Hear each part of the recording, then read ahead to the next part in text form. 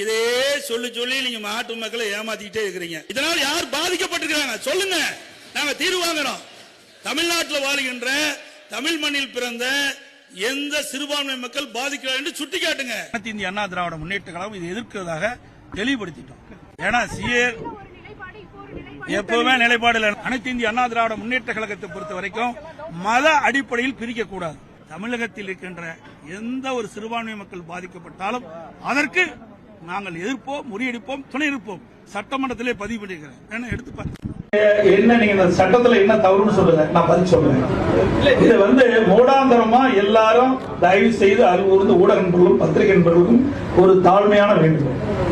இந்த 3 சட்டங்கள் இருக்கின்றன. இந்த 3 சட்டத்தில் விவசாயிகள் எதில் பாதிக்கிறார் அதை சொல்லுங்கள். தமிழ்நாடு விவசாயிகளின் தொடர்ச்சியான போராட்டங்களுக்கு பிறகு 3 வேளாண் சட்டங்களையும் திரும்ப பெற இருப்பதாக பிரதமர் மோடி இன்று நாட்டு மக்களுக்கு ஆற்றிய உரையில் தெரிவித்தார். அது சொல்வது நீங்க நம்புறீங்களா? ஆதாரத்தோட சொல்லட்டும். ஆதாரம்லாம் யார் வேணாலும் சொல்லலாம். ஆதாரம் என்ன ஆதாரம் இருக்குது?